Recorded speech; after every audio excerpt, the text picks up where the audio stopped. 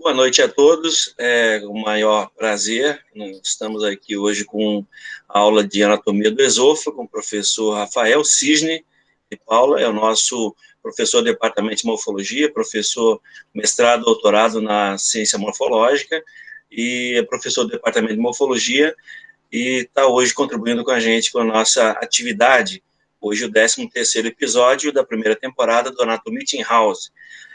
Professor Rafael Cisne, o senhor está com a palavra. Muito obrigado pela sua contribuição e nós ficamos muito honrados e felizes com a sua participação. Bom, boa noite a todos. Queria primeiramente agradecer ao convite e parabenizar novamente por essa iniciativa. O Departamento de Anatomia está dando um show aí. São quatro aulas, né, simultâneas, que hoje, por exemplo, está acontecendo. Tem aulas de anatomia médico-cirúrgica, temos anatomia, tem house, temos isolanato daqui a pouco. É uma iniciativa muito bacana e é um prazer participar e colaborar com todos. Bom, como eu lá no departamento de anatomia, né, eu dou as minhas aulas utilizando um aplicativo 3D e não utilizo mais, não tenho mais costume de utilizar o Excel. Excel não, desculpa, PowerPoint. E aí hoje o professor Babi até me procurou solidarizando, né? Eu falei, olha, estou montando aqui minha aula. Ele, não, deixa que eu envio. E quando eu fui ver a aula, não era de se esperar de outra forma, estava magnífica e eu fiz aqui minhas adaptações. Então, é uma aula compartilhada aí com o professor Babinski, que me cedeu essas imagens belíssimas. Bom, a gente hoje vai falar de anatomia do esôfago e anatomia do estômago. Como o professor Babinski falou, eu me chamo professor Rafael Cisne, sou professor do departamento concursado há 6 anos e eu fui professor substituto antes, né? Então, no total, no departamento de morfologia, eu já estou há 9 anos. Departamento de morfologia da UF com muito orgulho. Na verdade, mais do que 9 anos, eu comecei lá dissecando como aluno do professor Babinski, que foi um dos meus mentores, e conto aí também com a participação do professor Rodrigo, professor Carlão, outros professores de departamento que me ajudaram muito nesse crescimento, né? E outros colegas que hoje também são profissionais.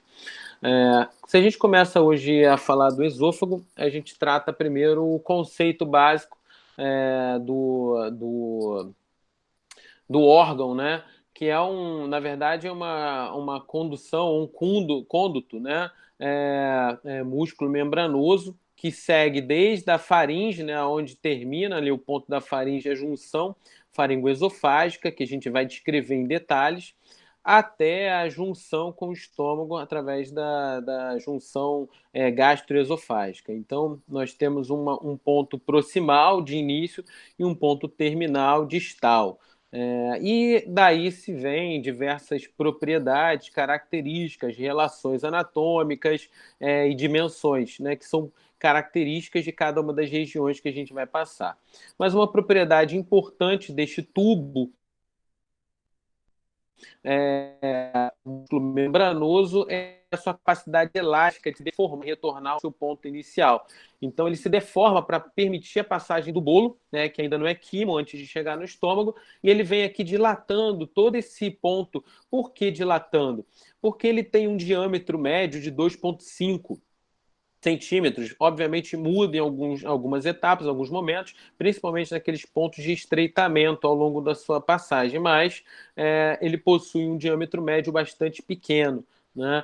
E o seu comprimento de 25 centímetros num adulto, né? Um adulto possui, então, um comprimento de 25 centímetros. E o seu ponto de início aqui, a junção faringoesofágica, até o incisivo medial dá em torno de 15 centímetros, né? Isso se dá ao nível de C6. Então, informações bem básicas para a gente começar a discutir o órgão.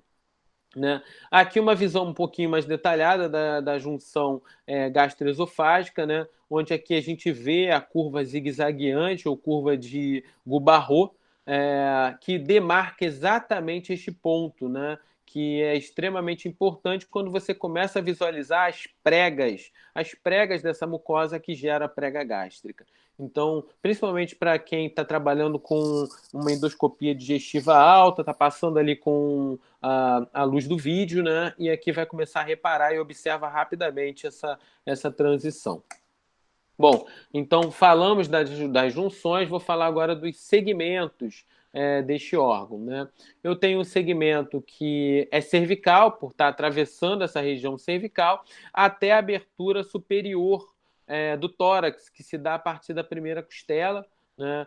Neste ponto alto, mais alto aqui. Então, eu tenho de C6 até T1 uma região cervical, né? Esse ponto em T6 ele é marcado por um músculo que é uma etapa ou a última porção do músculo constrictor inferior da faringe, que forma o músculo cricofaríngeo.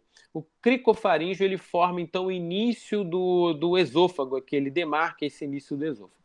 A porção torácica segue desde T1, né, da base do corpo de T1, até T11. E aí vamos discutir isso aí, obviamente, de maneira mais delicada, porque temos livros que citam T12, temos livros que citam T11, eu encontrei até livros citando de T10 a T12, né? Mas a sua grande maioria, e por onde a gente se baseou na leitura, que é o Rouvier, cita T11, vamos marcar como T11.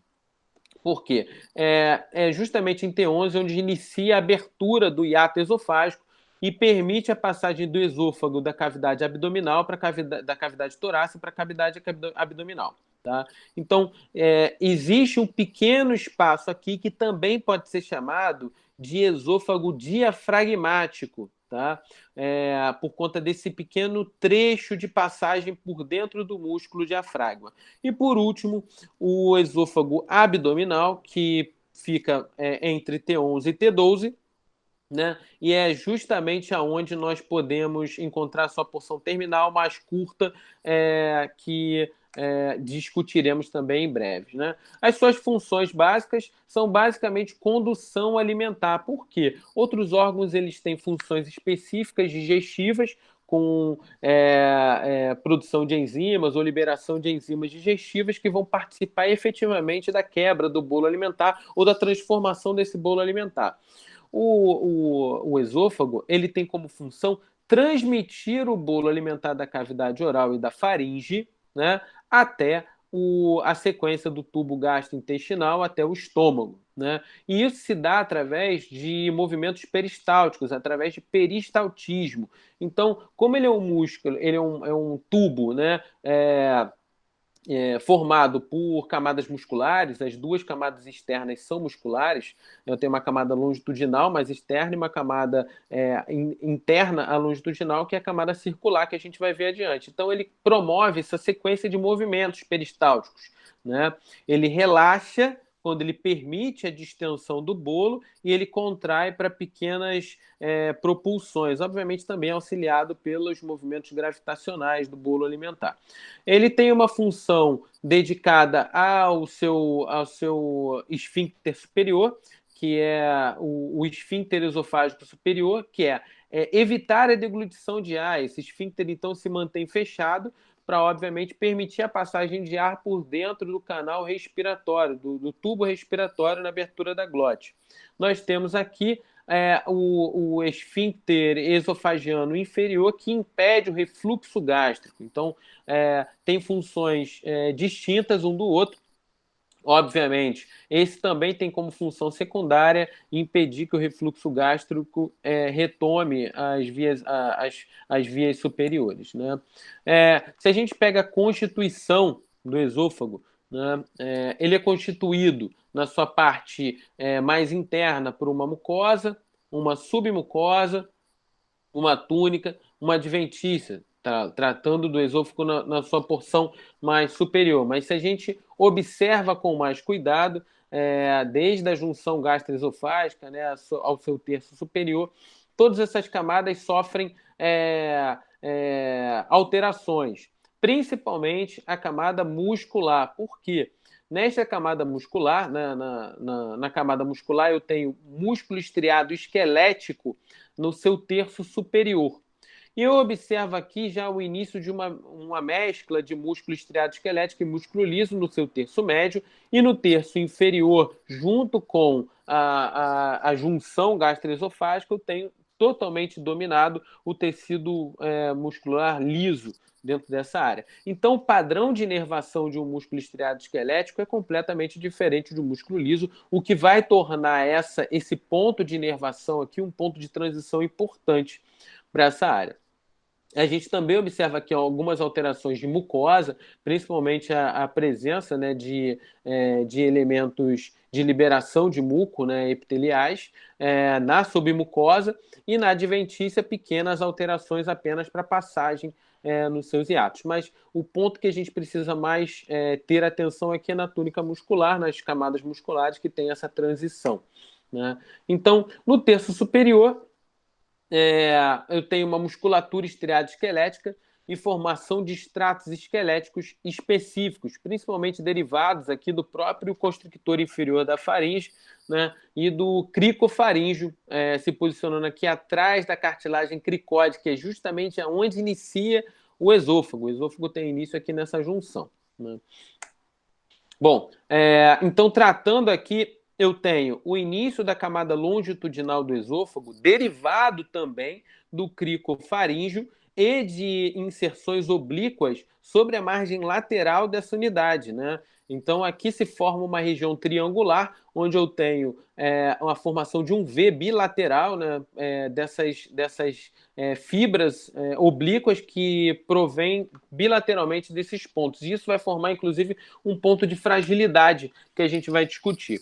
Então, sendo bem direta, que só iniciando a fala sobre inervação, quando a gente fala de uma inervação de músculo estriado, a gente está falando de uma inervação direta, né? Eu tenho uma inervação direta aqui do nervo vago, através do nervo laríngeo recorrente, que, na verdade, recebeu fibras enviadas por raízes ventrais das 3 a 5 vértebras cervicais, das 3 a 5 primeiras vértebras cervicais. Eu tenho também uma inervação indireta proporcionada por ele, né, onde ele vai direto ao plexo mioentérico, né? Aqui eu vejo no meio o plexo mioentérico, a camada longitudinal, a camada circular. O vago, então, no início, vai direto para o músculo da camada longitudinal, porque este tem característica estriada esquelética. Quando este toma a característica de músculo liso, ele passa aí direto para o plexo mioentérico. O plexo mioentérico, ele transmite toda essa cadeia de inervação para a camada circular. Tá? Bom, o retorno sensitivo, ele se dá através diretamente músculo liso e músculo estriado, né, através da via sensitiva normal, e acaba se dirigindo entre T3 e T5, a gente vai ver aí o desvio sensitivo que ocorre, né? Bom, aqui então eu tenho uma visão posterior do início do esôfago, né? A primeira camada mais interna, que é a camada circular da túnica muscular do esôfago, né? E aqui é a camada longitudinal, onde a gente começa a ver o V de Lamer, né? Que forma um pequeno trígono aqui, que vai se formar de fragilidade neste ponto. Então, você vê que as fibras longitudinais elas surgem bilateralmente, formando um V sobre a camada circular. Então, aqui eu tenho a camada longitudinal, aqui eu tenho a camada circular, formando aqui, então, o início do esôfago na junção faringoesofágica.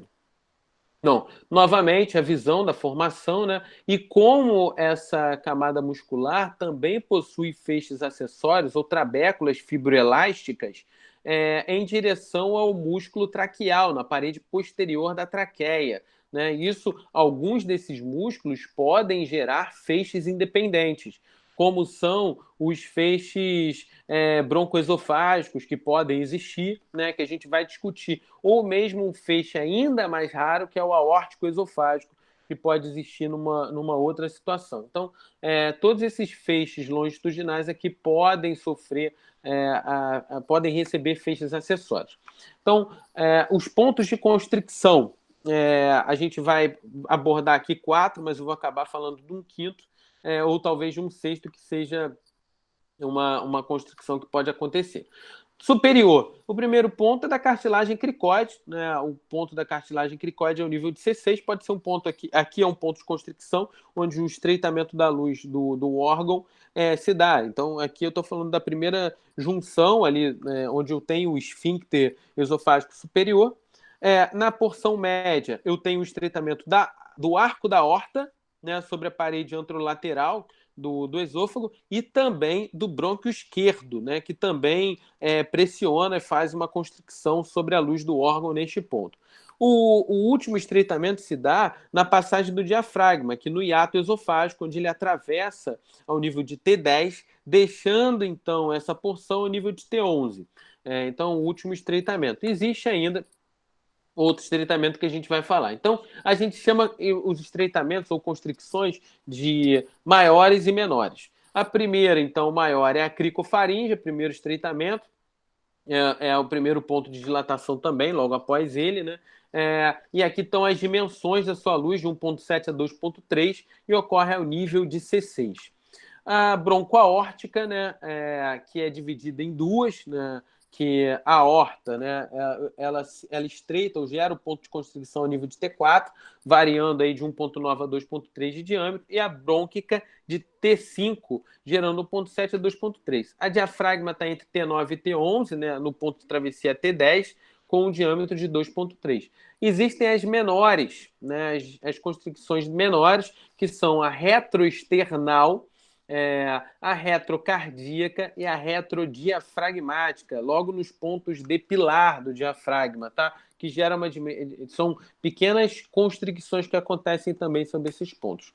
Então, isso é uma constricção por uma variação anatômica, que pode gerar uma disfagia também, que é a disfagia lusória, né? Aqui a gente vê a artéria lusória, ela é a artéria subclávia direita, que sai, na verdade, do arco aórtico ou da própria artéria subclávia esquerda.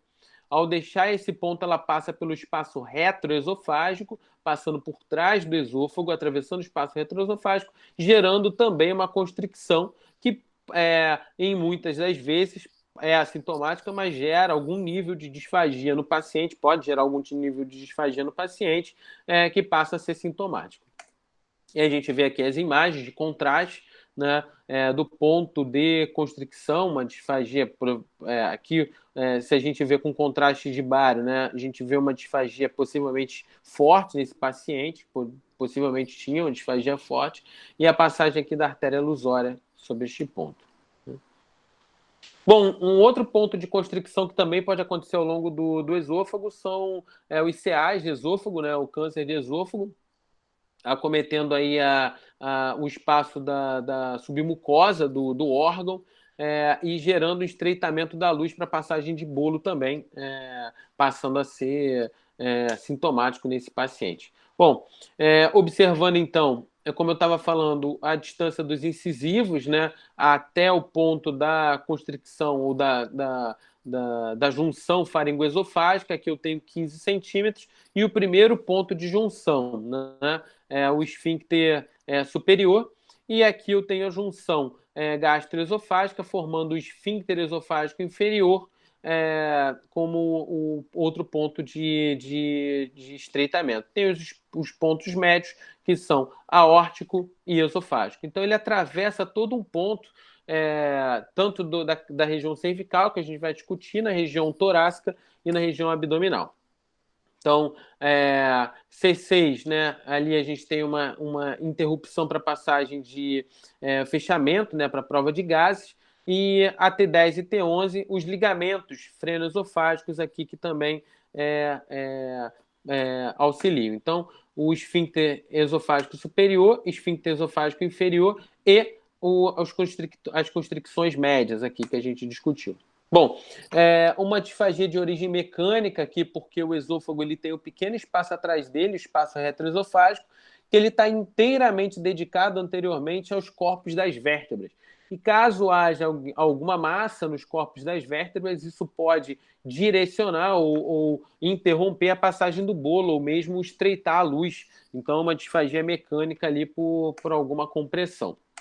Bom, aqui eu tenho uma zona vermelha do esôfago para reflexo de T4 a T5, né? Geralmente a dor sentida ou a sensação de queixa principal do paciente, a sensação vai ser queimação ou dor retroesternal, né? Então, dada ao ponto de sensibilidade de retorno, de sensibilidade, né? Ser concentrado sobre essas raízes, tá?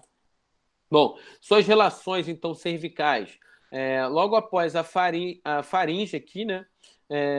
Eu tenho o início do esôfago, e o esôfago está logo atrás da traqueia, anterior aos corpos vertebrais. Então, trajeto vertical, posterior à traqueia, anterior aos corpos vertebrais. Suas relações, então, vão ser divididas de acordo com as regiões, né? Na região cervical, a gente ainda vai ver que os músculos escalenos, bilateralmente, fazem apoio, né? Então fazem relações diretas com o órgão, né? A jugular interna também, bilateralmente, os nervos laríngeos recorrentes, que inclusive participam efetivamente da sua transição, e o eixo paraesofágico cervical, né? A porção esofágica torácica, né, tem dividido em terço superior, médio e inferior, né? E aí, no trecho torácico superior, eu tenho o nervo laríngeo, né? Eu tenho a porção paratraqueal e a porção paraesofágica superior, né? Para passagem aqui.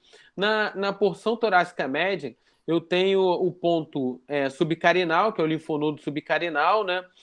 Brônquico, paraórtico médio e paraesofágico médio, né? Como os linfonodos paraesofágicos cervicais e superiores, eu tenho aqui os paraórticos médios e paraesofágico e o subcarinal, né?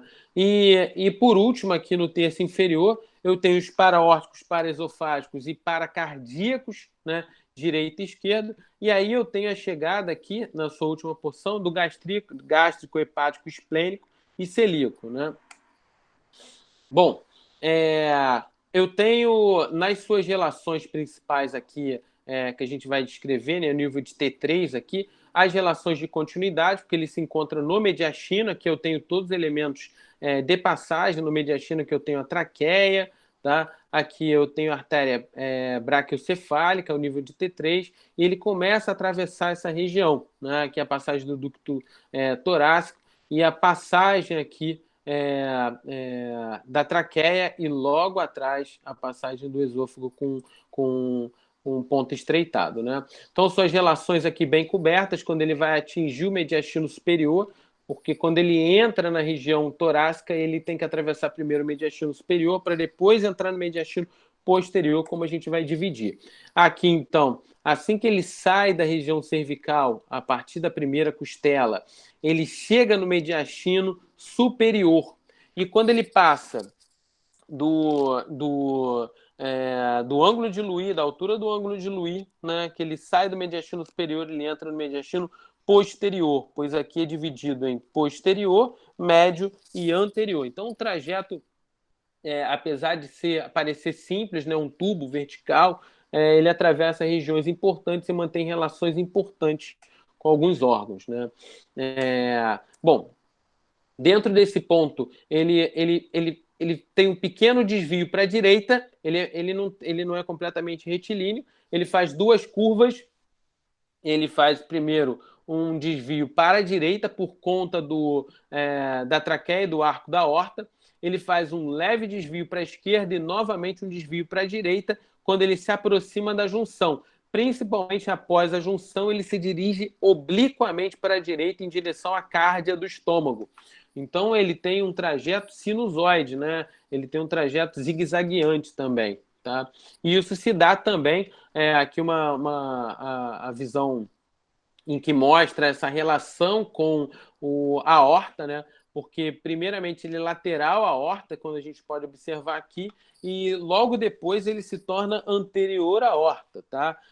Então, eles formam um X aqui de passagem, né? Primeiro, ele vai se tornar anterior lá no seu ponto final. Então, esôfago cervical. A gente observar aqui, a gente tem a faixa cervical superficial, aqui avermelhada, né? A faixa cervical média, azulada, aqui, e a faixa cervical profunda, circundando toda a camada para e pré-vertebral. Eu tenho aqui na camada cervical superficial o esternocleidomastoide, bilateralmente, né? E os músculos infraioides sobre esse ponto aqui, né? Dada pela altura. Eu tenho, então, uma junção da camada cervical média com a camada cervical profunda e superficial, formando aqui a bainha carótica.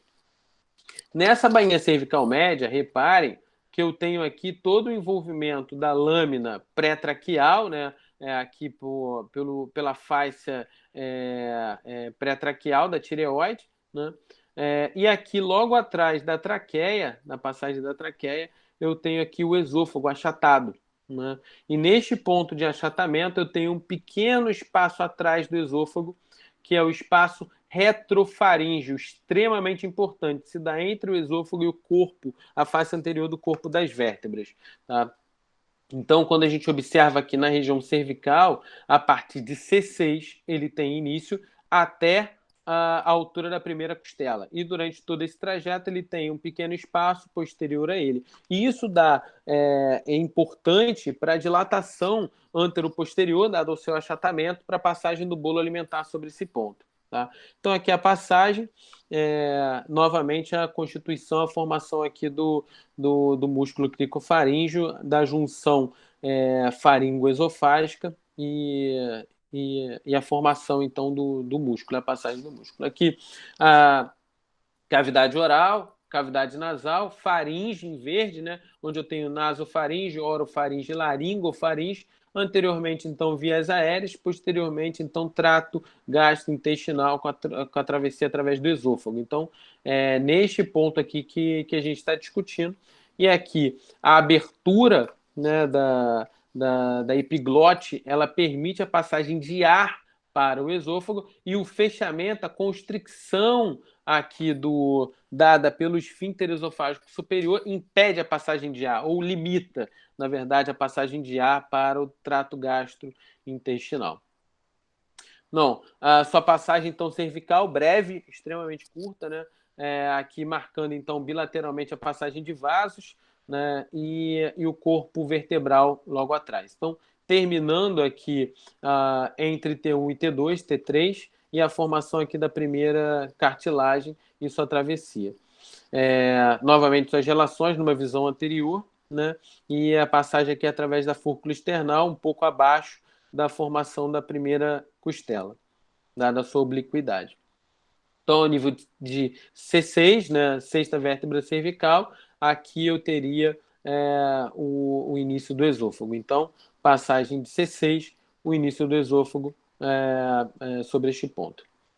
Não, então, aqui em amarelo marcado seria faringe e abaixo o esôfago. Em amarelo marcado aqui seria o início do esôfago, então. Então, neste ponto de transição a nível de C6.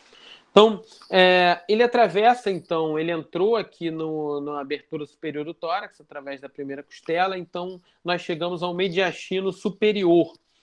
No mediastino superior, ele se posiciona atrás da traqueia, anterior aos corpos vertebrais, de T1 a T4, tá? No mediastino superior.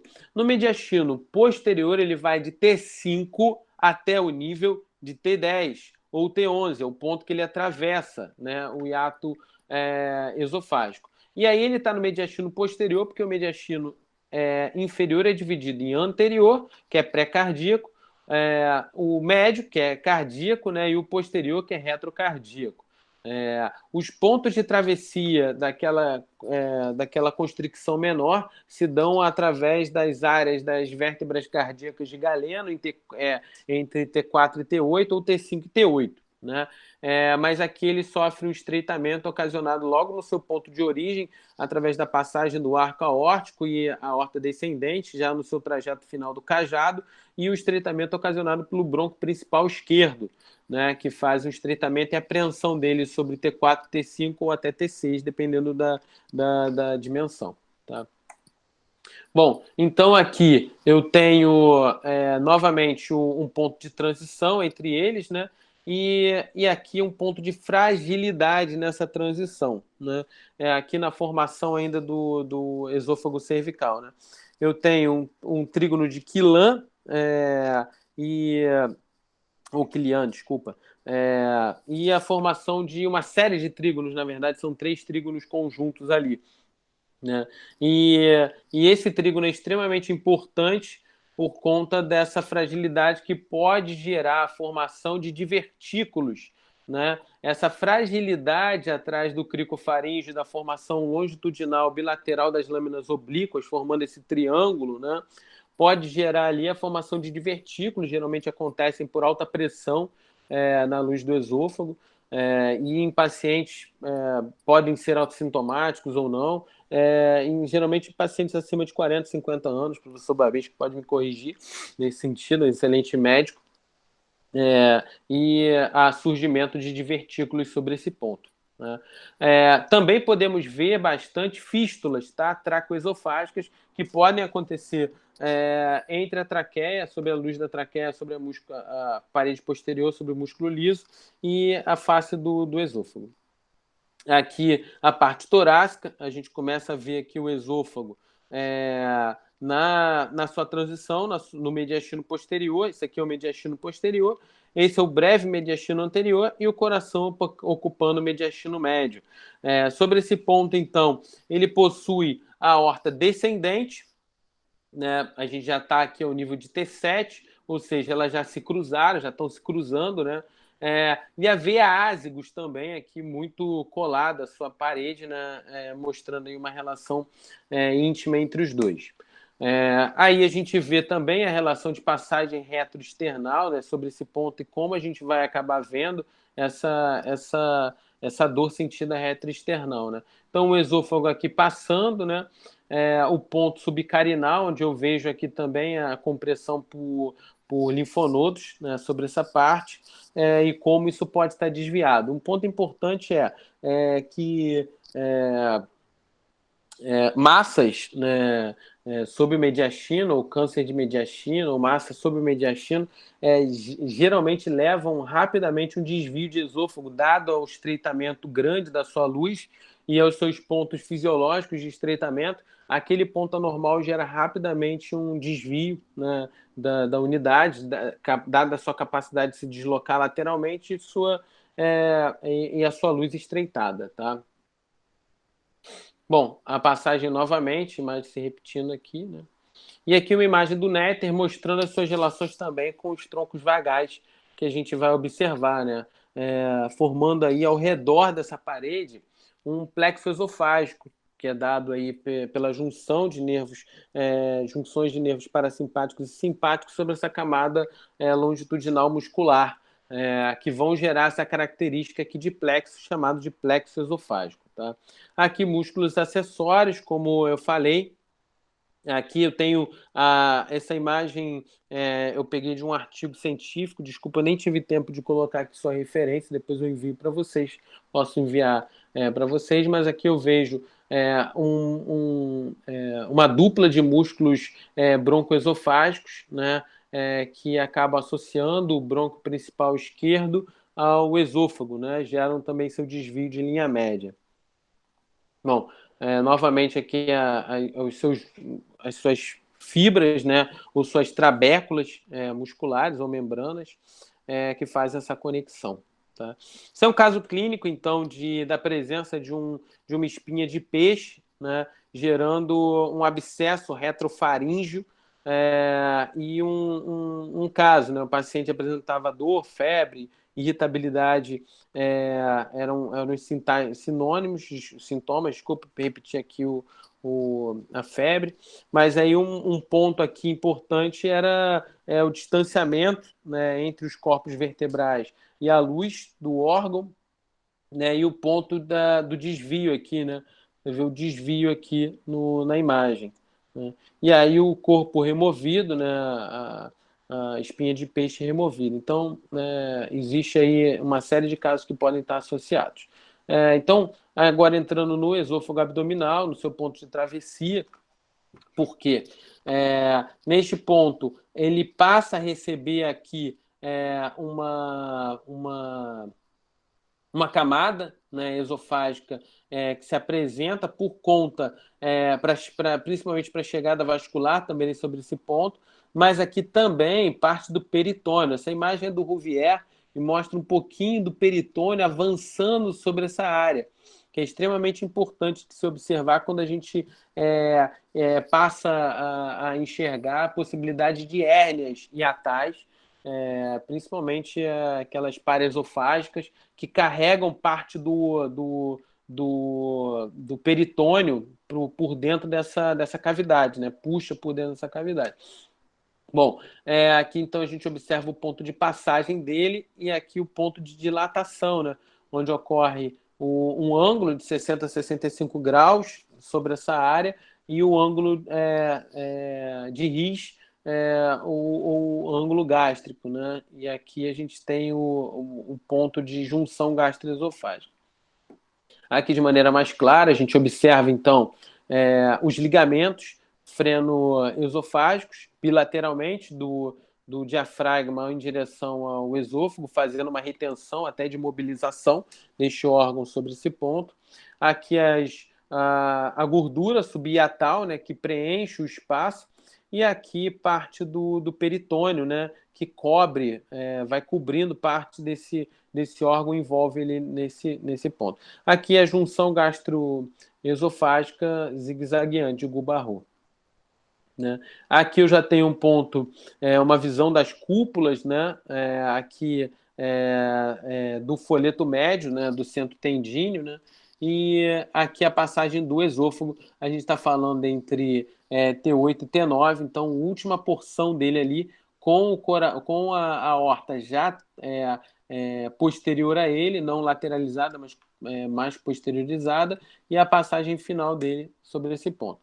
Aqui a passagem, a formação do hiato, né, com seus pilares, né, o pilar direito e o pilar esquerdo, e a formação do feixe oblíquo, né, do pilar, formando então a passagem do hiato, permitindo aqui a passagem do hiato. E aqui por baixo o hiato aórtico, né? Aqui o forame da veia cava, hiato esofágico, hiato aórtico. Então a passagem do esôfago se dá sobre esse elemento. Então, novamente, aqui a imagem, novamente a junção, né? E como a luz pode mudar daqui em diante, porque a visão interna se dá através de pregas, né? Então, facilmente, a partir desse ponto, eu começo a ver as pregas internas, né? A formação do ângulo de Risch, né? De 60 a 65 graus, eu tenho uma abertura para a formação, então, de uma porção que a gente vai ver no estômago chamada de fundo gástrico, né? Então, uma visão final aqui do néter, dele desembocando no próximo órgão que bem definido é o estômago, né? A vascularização do esôfago se dá em 3 pontos principais: no esôfago cervical, torácico e abdominal. No esôfago cervical se dá através da artéria tireoide inferior, através dos ramos esofágicos da tireoide inferior. No ramo, a parte torácica se dá através das artérias esofagianas. Também temos ramos esofagianos vindo das artérias brônquicas, tá? E as artérias esofagianas oriundas da própria aorta, tá? Temos os ramos abdominais, que são ramos da artéria gástrica esquerda, principalmente. A gente vai ver isso com muitos detalhes também, principalmente essa porção aqui na aula de estômago. Então, a gente vê aqui a artéria, as artérias esofagianas, oriundas, então, da tireoide inferior.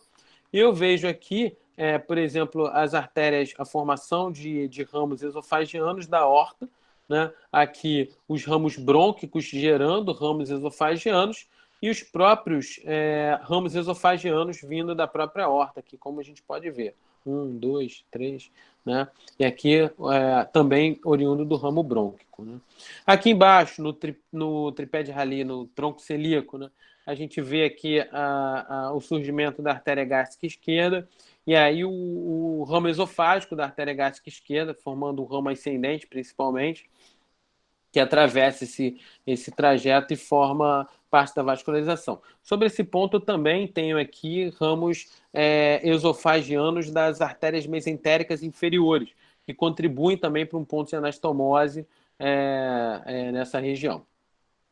A drenagem se dá através da veia tireoide inferior, veia ásicos e hemiásicos bilateralmente, né? E as veias gástricas esquerdas drenando para o sistema porta. Então, aqui eu tenho as veias esofagianas drenando para a veia tireoide inferior, que drena para a veia braquicefálica e para a veia cava superior.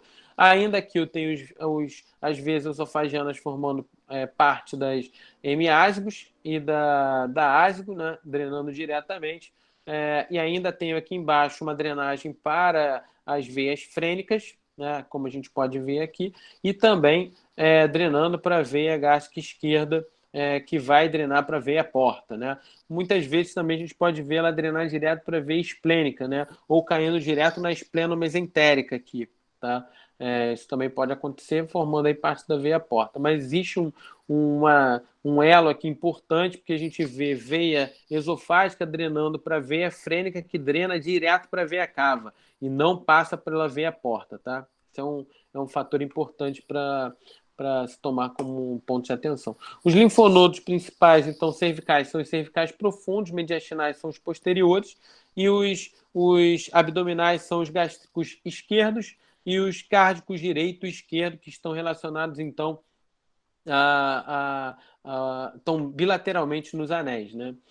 Então, a gente vê aqui a formação dos linfonodos cervicais profundos, que estão associados à veia jugular interna, por isso também são chamados de jugulares internos, né? Eu vejo aqui a passagem também dos linfonodos paratraqueais, que tinha uma relação importante, mas principalmente os linfonodos pré-vertebrais, ou também chamados de parietais posteriores, né?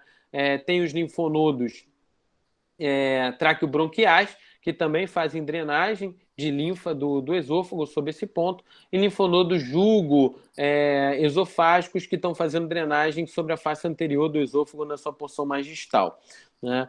Principalmente vinculados aos linfonodos frênicos superiores também. Tá? Na porção abdominal aqui eu tenho as chegadas de linfonodos um pouco mais consistentes, né? Menos variantes do que esses superiores, que são os linfonodos gástricos esquerdos e os linfonodos celíacos. Aqui tem drenagem para os linfonodos gástricos esquerdos e linfonodos celíacos, que drenam dos linfonodos celíacos, drenam direto para a cisterna do quilo. Inervação periesofágica, né, do plexo esofágico, e aí se dá através de gânglios dos troncos vagais, nervo vago direito, nervo vago esquerdo, formando então uma unidade anterior e posterior, dada ao seu ponto de formação embriológica, pois o esquerdo, o esôfago derivado então do intestino anterior, ele sofre uma rotação junto com o intestino anterior, essa rotação se dá no sentido horário, né? Nesse sentido. Então, o esquerdo se torna anterior e o direito se torna posterior, né? Então, formando aí essas comunicações, essas derivações do tronco vagal. E aqui também vão haver comunicações. Os gânglios simpáticos que contribuem para a inervação é o 5º ao 12º, ou seja, todo o seu trajeto de cadeia, principalmente os nervos esplâncnicos maiores, T5, T6, T7, T8 e também T9. Tá? Então, aqui eu vejo o nervo vago esquerdo e o nervo vago direito, né? E a passagem do nervo vago direito, aqui cruzando anteriormente, e o nervo vago esquerdo se tornando posterior, indo para a sua margem posterior. E eles contribuindo extensivamente, formando pequenos nervinhos que estão cobrindo a parte longitudinal, da camada longitudinal da musculatura do esôfago. Também temos contribuição aqui ao longo da cadeia simpática, com inervação simpática, formando então o plexo esofágico. Aqui de maneira mais intensa, aqui o nervo vago esquerdo, e se tornando cada vez mais anterior para formar o tronco vagal anterior. E aqui o tronco vagal posterior se tornando, passando por trás, então, da junção gastroesofágica. Né? E aí a gente vai ver um grande um grande perfil, um perfil diferente aqui de inervação. Nesse ponto, a gente lembra que a parte superior do esôfago, ela é estriada esquelética, e aí por isso a gente vê aqui, ó, o nervo laríngeo recorrente emitindo essas fibras, tá? Como está sinalizado aqui no livro Netter, para a camada do músculo, né? Então, contribuindo para a inervação somática do músculo estriado esquelético. E aqui, mais abaixo, no terço médio, terço inferior, a contribuição do plexo se dá diretamente do nervo vago, e a junção das fibras simpáticas, formando então o plexo esofágico, né? E na sua porção mais distal, aqui na passagem, na porção abdominal, nós temos um tronco vagal anterior e um tronco vagal posterior. E aí se distribuem, né? Aqui a gente vai ver que ele se distribui na parede anterior do estômago, formando o pé anserino e formando o nervo principal de Latarjet, que a gente vai ver no estômago. Tá? Então, novamente, a passagem, a formação, uma imagem só para contribuir novamente com o objetivo aqui. Então, os principais sintomas, sinais e sintomas vinculados ao esôfago, né, que a gente tem a disfagia, que é o principal, dificuldades na deglutição, é considerado D0, D1, D2, dependendo do nível, né, D3, dependendo do nível de disfagia do paciente, se o paciente consegue ingerir líquidos ou sólidos, ou não consegue ingerir nada, então tem um nível, né, de disfagia. Odinofagia, que na verdade, a dor ao deglutir, né? As piroses, que são sensações de queimação, e essas piroses são aquelas azias esofágicas, elas se dão através de queimação retroesternal, por conta daquele retorno sensitivo, então a inervação sensitiva, parando ali entre T4 e T5, né? Um padrão entre T4 e T5, gerando a zona vermelha, né? De queimação. A regurgitação, que pode ser um retorno do bolo, né, do alimento através do esôfago até a boca. Existem cólicas esofagianas também, e essas cólicas também podem gerar espasmas graves, tá, no esôfago. Então, dor no reto externo, é uma dor aguda no reto externo. Hematêmese, que é o vômito com um bolo ou sangue vivo coagulado, né? Ou borro de café, sobre esse ponto. E a cialose, que é a hipersalivação oriunda de aumento de elemento passado do bolo, né?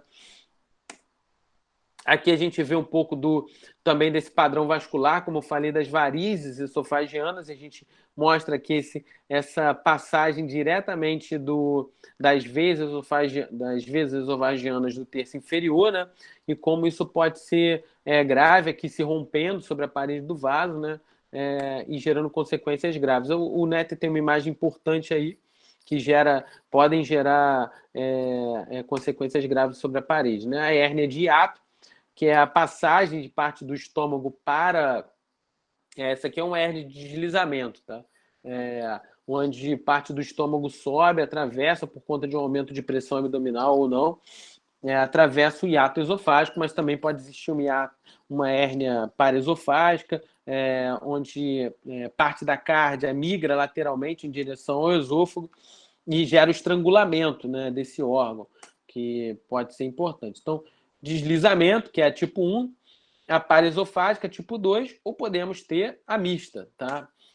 No caso da mista, um pouco mais grave, claro. A gente vê aqui a formação, a sucção, né? A formação, aqui a passagem do hiato, né? Então, a contração longitudinal do esôfago. Não, doença de refluxo gastroesofágico, né? Isso é um defeito no esfíncter esofagiano inferior, que ele não consegue fazer a contração efetiva, ou o estômago ele está com uma produção excessiva aqui, né? O conteúdo estomacal ele tem um retorno, e dada a acidez do conteúdo estomacal, ele causa uma queimação ao longo da parede interna do esôfago, e é bastante desconfortável, né? Então, o paciente pode apresentar essa doença de refluxo gastroesofágico por uma diminuição ou enfraquecimento desse ponto, né? Então, gera pirose, regurgitação, ele pode gerar um esôfago de Barré, que é mais complicado, uma estenose sobre esse ponto, uma estenose péptica. ou mesmo uma úlcera, né? Sobre esse ponto, o paciente com uma úlcera ou uma estenose péptica, ele pode começar a gerar vômitos em borro de café com sangue, né? Tá? Então, um pouquinho do esôfago de Barré, aí a passagem ou a junção gastroesofágica um pouco mais superior, né? E a passagem dele, tá? Aqui uma visão um pouquinho da prega, tá? Interna, uma visão da prega mesmo, a formação da prega.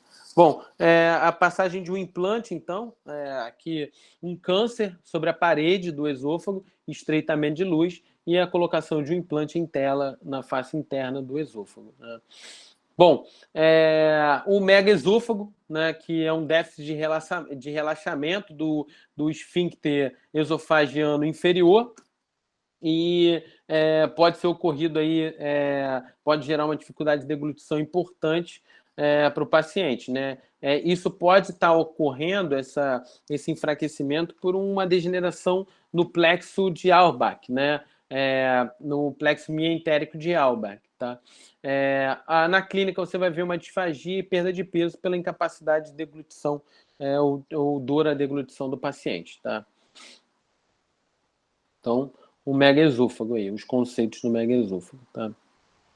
Bom, como eu já passei aqui 50 minutos só de esôfago, acho que é melhor a gente seguir aqui já falei de divertículo de Zenker, tá? Vou seguir esse aqui é um artigo importante aí do professor Babinski, lá da obstrução faringoesofágica no trígono de Killian-Lamère, né? Ali, como eu falei, existem 3 trígonos de Killian, né? Trígono de Killian-Lamère, existe um outro trígono que eu já não me recordo mais, mas é uma publicação do professor Babinski, comigo, o professor Lucas, o professor Carlos Chagas e o professor Túlio.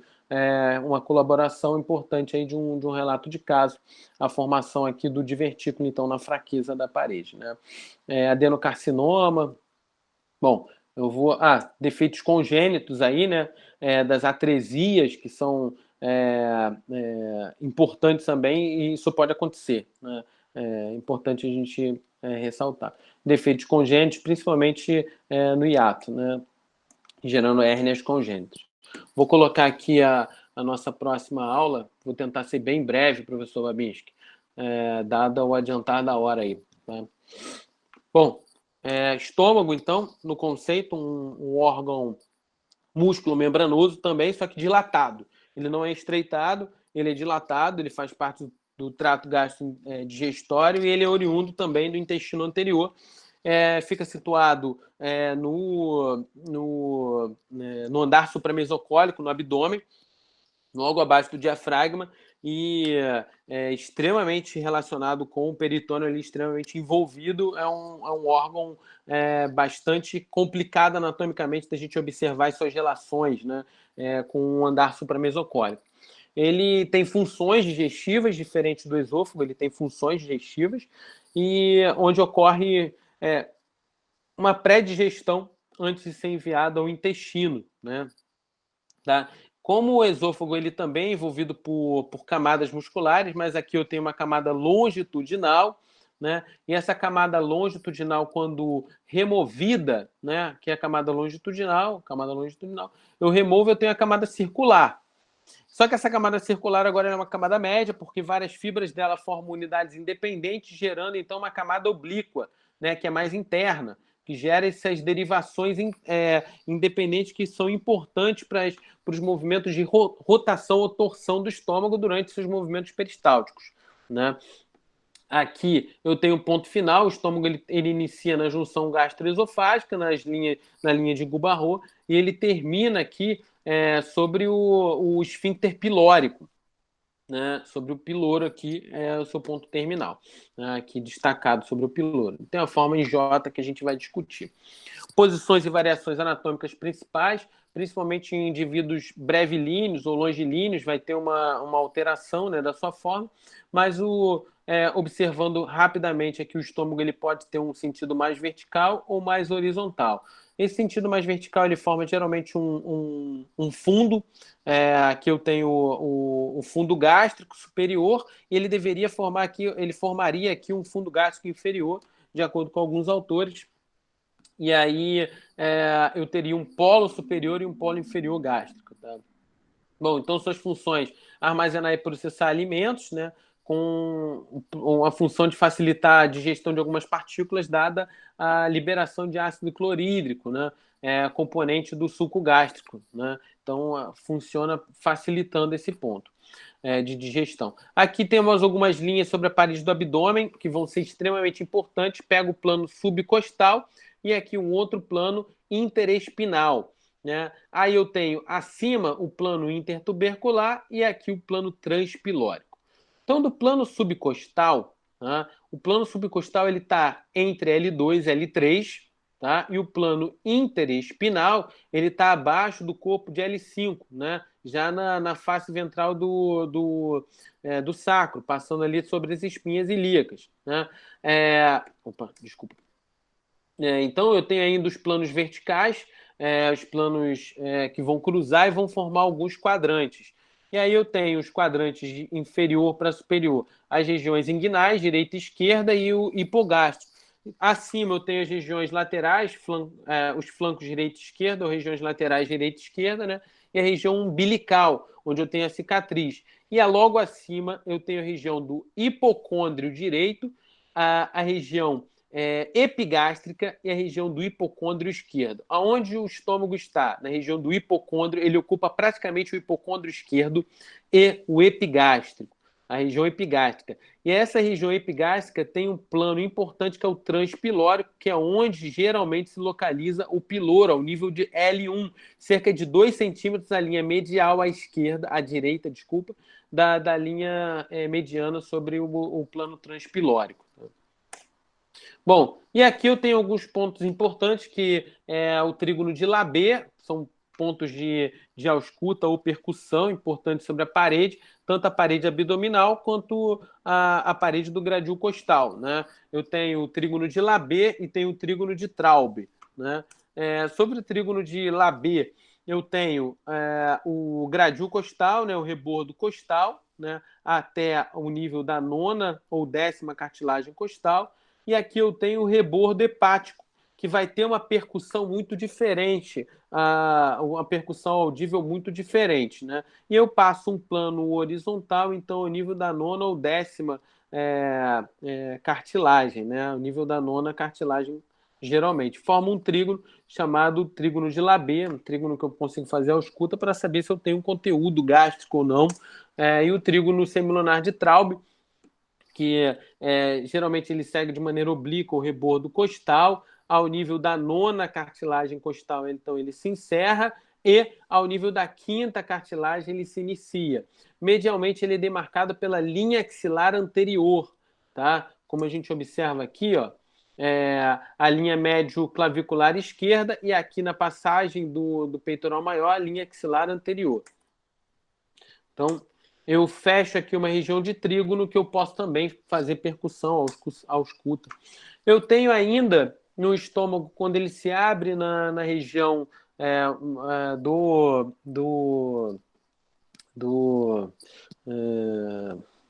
andar supramesocólico, perdão, a região celíaca de Lusca, que é uma área que se dá através da face medial da curvatura menor do estômago.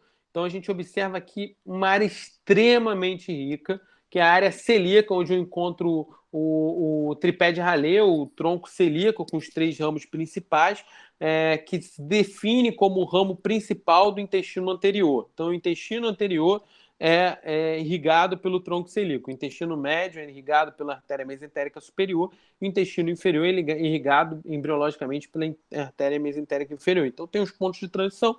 Aqui eu tenho a região celíaca de Lusca, que é uma área cirúrgica, uma área cirúrgica, né? Então, falando em embriologia, que eu tenho o trato gastrointestinal, o seu ponto de rotação, e a formação através das rotações das curvaturas, né? Curvatura menor, curvatura maior, e aqui a sequência do duodeno, mas isso é importante para a gente entender a formação da bolsa mental. O mesogástrico anterior e o mesogástrico dorsal, ou ventral e dorsal, quando eles giram no sentido horário, né, formando então um espaço posterior a ele, né? então sentido antero-posterior do eixo, né, formando a curvatura maior, o piloro, e como ele se desloca antero-superiormente, né, tomando a posição final aqui, com a cárdia, né, o fundo, o corpo e o piloro, como a gente vai observar. Então, aqui o mesogástrico ventral, dorsal, né? Como ele se dilata e como ele gira, né? E ao girar, ele forma, então, um futuro aumento maior, né? O mesogástrico dorsal formando o futuro aumento maior e o mesogástrico ventral formando o futuro aumento menor, né? Gerando, então, os dois ligamentos principais. Existem vários, vou discutir alguns deles. Então, as porções do estômago diretamente, eu tenho a cárdia, que é a porção de entrada, a porção dilatada, onde eu começo a ver as pregas gástricas a partir da junção gastroesofágica, e ali eu vejo também a linha, a partir da linha de junção gastroesofágica, o que sobe, ou seja, o que está vertente acima dessa linha, eu chamo de fundo gástrico. Eu tenho todo um corpo gástrico, né, que é onde eu encontro a curvatura menor e a curvatura maior do estômago, né, e ainda tenho aqui o ponto de junção, que é a incisura cárdica ou incisura de His, né, incisura gástrica maior, curvatura menor, e a incisura angular ou incisura gástrica menor ao ponto da região do piloro. Repare que tem uma forma de J, tá? Olha aqui, tem uma forma de J. Eu estava achando que eu estava projetando o meu laser point, olha. Aqui então tem uma forma de J, tá? Então eu tenho aqui a cárdia, a incisura cárdia, né? O fundo, a cárdia, o corpo, a incisura menor, a incisura maior, e aqui a porção horizontal do J, onde eu tenho o antro pilórico, o canal pilórico e o piloro, que é marcado por um sulco. Esse sulco aqui onde atravessa uma veia chamada veia pilórica de Maio. Então, numa visão da região, né, na curvatura menor, aqui eu tenho a passagem então de um ligamento, ou seja, uma conexão de um ligamento, que é o ligamento gastrohepático, né, o aumento menor, gastrohepático, é a formação do hepato duodenal depois, ou hepatogástrico, né? O ligamento hepatogástrico aqui na curvatura do aumento menor se dá entre a face interna do fígado, né? A face interna se dá em direção à curvatura menor, e ele se desdobra anteriormente e posteriormente, e a partir da curvatura maior eu tenho o surgimento do grande avental, o aumento maior, né? O aumento maior se dá através da curvatura maior. E todas essas curvaturas abrigam vasos, vão formar vasos bilateralmente. Então, uma visão interna aí, a área da cárdia, né, na zona dos corpos, né, em região do antro pilórico, né? Como se dá através das pregas, né? As pregas muito mais intensas no corpo do que na cárdia em si e do que na região pilórica, que acaba tornando-se cada vez menos intensa, né? E o esfíncter pilórico sobre esse ponto. Suas relações anatômicas principais, então eu tenho ali posteriormente a ele pâncreas, né, com corpo e cauda principalmente. No piloro eu tenho a cabeça do pâncreas e o colo do pâncreas, né? Então, formando aí suas relações principais. Eu tenho também rim, mas sobre esse ponto eu também vou ter baço, diafragma, e são relações importantes posteriormente. E aí eu tenho aqui, ó, novamente, o diafragma, né, formando parte dessas relações com o fundo, principalmente, né? Na parede anterior, então, e posterior. Na parede anterior, eu vou ter o fígado e o tracto biliar, né, formando parte das relações na parede anterior, e na parede posterior, baço e pâncreas. Né? Sobre o corpo, eu tenho relações importantes aí com o aumento menor, e ainda na face posterior, eu tenho com a glândula suprarrenal esquerda e o rim esquerdo. Né? Eu tenho aí anterior e posterior com peritônio, porque o aumento menor chega na curvatura menor e passa anteriormente, e passa posteriormente, formando depois na curvatura maior o aumento maior. Né? Ainda tenho aqui no antro pilórico o mesocolo transverso, que está cruzando essa área. Né? Tenho o aumento maior, e e tenho parte, né, do aumento menor cruzando, formando inclusive o ligamento hepatoduodenal a partir daqui de cima, na junção do piloro com o duodeno aqui, né? Então, a parte do primeiro duodeno, na primeira porção do duodeno aqui é o surgimento. Então, a demarcação aqui das principais relações, né, do estômago, então, uma relação hepática, né, uma relação frênica e uma relação parietal, ou seja, com a parede. Então, anteriormente aqui, eu vou ter fígado cobrindo, eu tenho diafragma cobrindo e eu tenho a parede anterior cobrindo. Nas relações posteriores, um pouco mais dinâmicas, um pouco mais diversas, né? Fígado, eu tenho baço, eu tenho suprarrenal, renal, tenho pâncreas e tenho mesocolo, né? Cobrindo aqui, formando inclusive a cauda do pâncreas aqui. Os ligamentos, né? Ligamento aumento menor, né? Aqui a parte do estômago do aumento menor chama-se hepatogástrico, né, se dá entre a face interna do fígado e a curvatura menor. E a partir da curvatura maior, eu tenho o surgimento do ligamento gastrofrênico, gastroesplênico, gastrolineal, né, e o aumento maior a partir da curvatura maior. Então, tem essa sequência. Então, o estômago está conectado tanto ao fígado anteriormente, principalmente posteriormente, ele se desloca com ligamentos para o diafragma, para o baço, se desloca através do próprio baço aí um ligamento espleno-renal, né, formando aí também uma ligação com o rim, de forma indireta. Bom, aqui é um pouquinho da formação do aumento. Vou tentar passar um pouquinho disso, porque a gente já discutiu um pouquinho, acho que vai ficar um pouco repetitivo, né? A formação da bolsa mental, né? E aqui uma visão melhor do aumento maior e das passagens, né? Essa visão aqui é do Rui Latarjet, que é uma imagem que particularmente eu gosto muito, mostra um pouquinho melhor o ligamento gastrofrênico, gastroesplênico, e a formação, então, até do gastrofrênico superior, gastrofrênico inferior, curvatura do aumento maior, tá?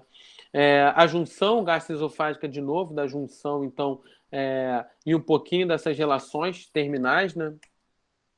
E aqui uma visão da bolsa mental. Se a gente observar aqui nessa imagem que eu acabei passando, né? Vou já para a última parte. Quando o estômago ele começa a seu formação de desenvolvimento, e eu tenho os mesogástricos formando os aumentos, né? O aumento menor ligando o fígado ao estômago e o aumento maior ligando o fígado aos demais elementos, né? Essas camadas vão se associando, formando as 4 camadas, né? Até gerar as 6 camadas. E da curvatura então maior do estômago aqui surgem as camadas dobradas em 6 camadas, que são as camadas gastrocólicas, né, para o cólon, e o aumento maior propriamente dito, né? E aí em direção também o mesocólon transverso, né, em direção à unidade pancreática, que está logo atrás. Então, essa pequena bolsa que está aqui atrás é extremamente importante, chamada de bolsa mental. Tá?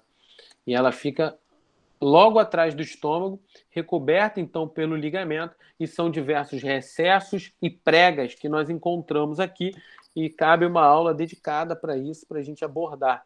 A entrada se dá através do ligamento hepatoduodenal, através de um hiato chamado hiato de Wieslow, né?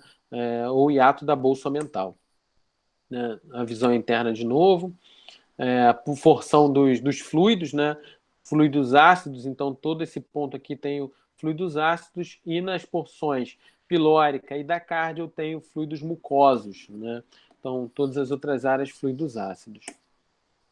Bom, a vascularização que se dá então através das artérias gástricas, o arco das artérias gástricas na curvatura menor e o arco das artérias gastroepiploicas na curvatura maior, né?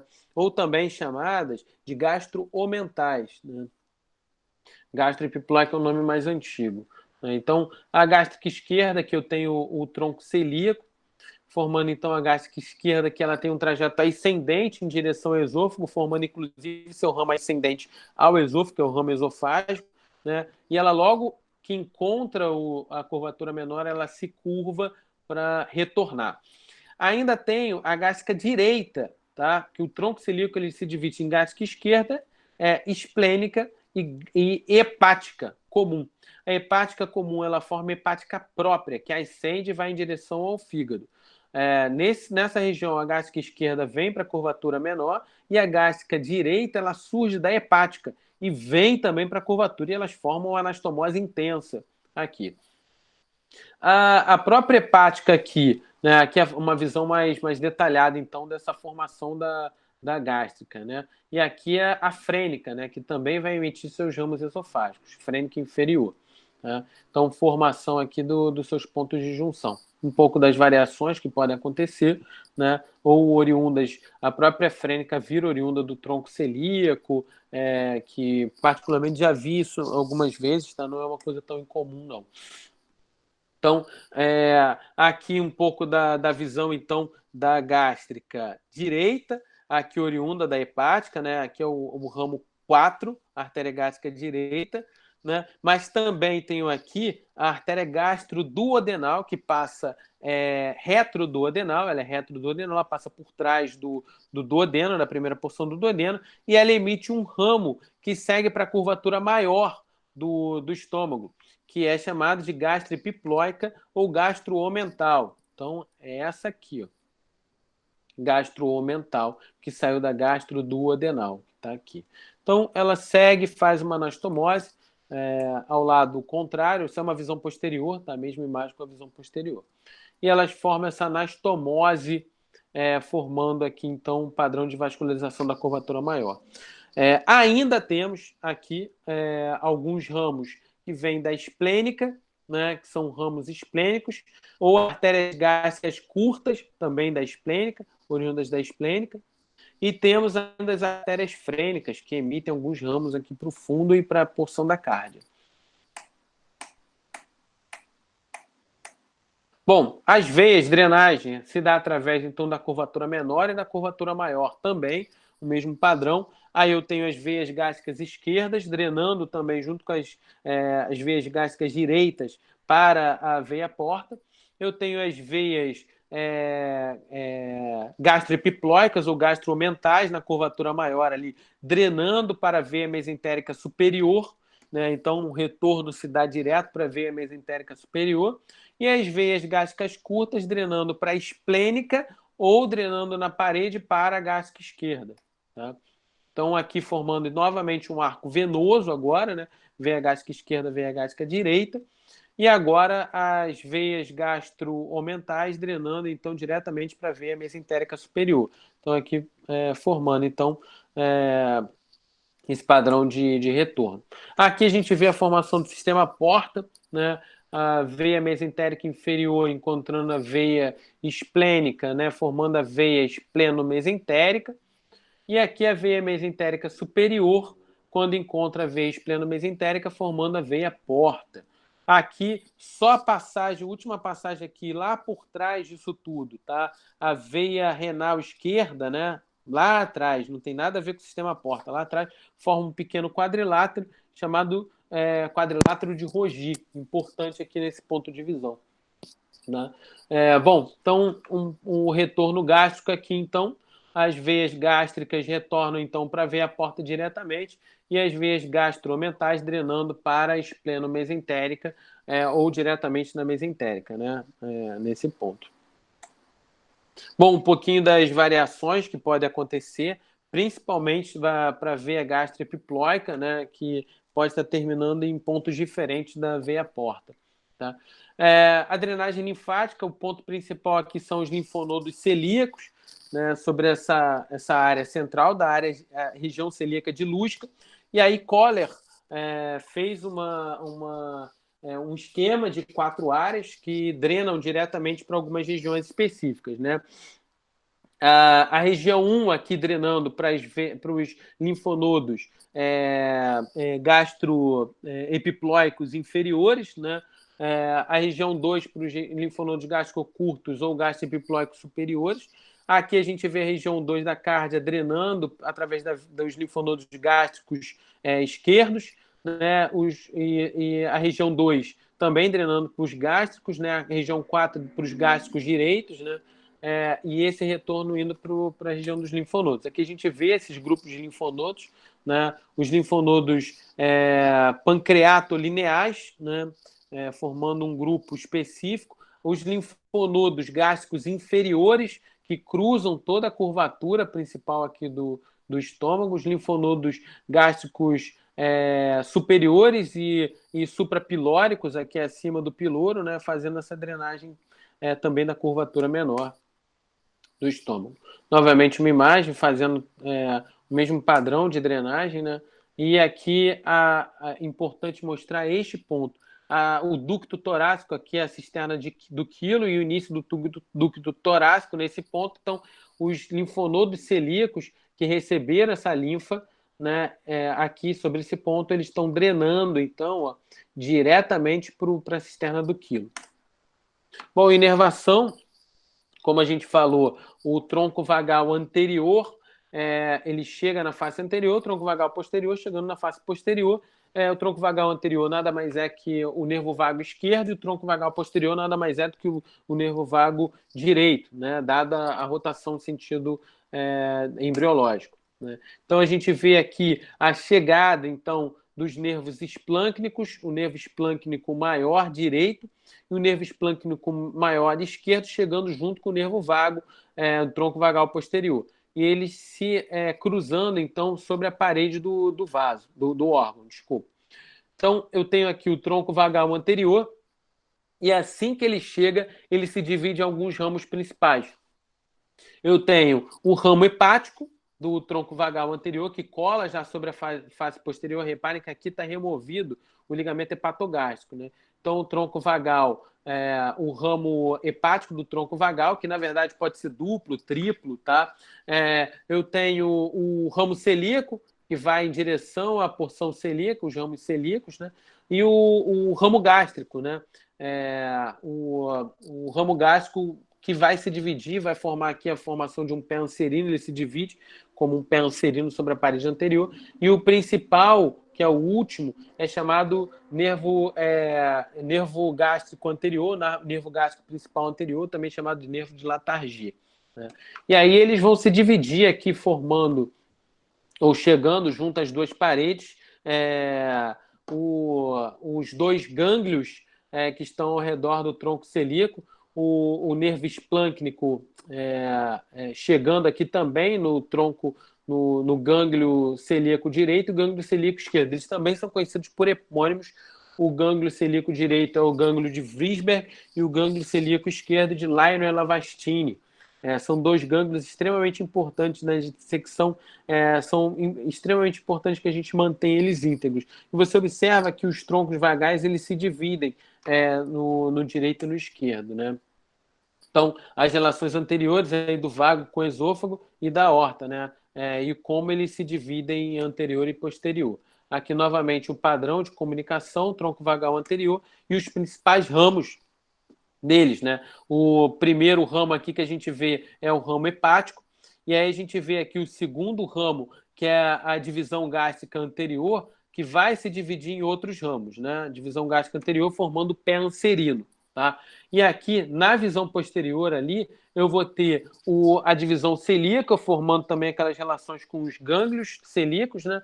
E o nervo gástrico principal posterior, que vai formar também uma divisão tipo pé anserino, né? Aqui a gente vê as variações que podem existir, né? Aqui é um padrão mais típico, mas aqui eu vejo uma dupla, né? Um gástrico duplo, né? Uma divisão gástrica dupla.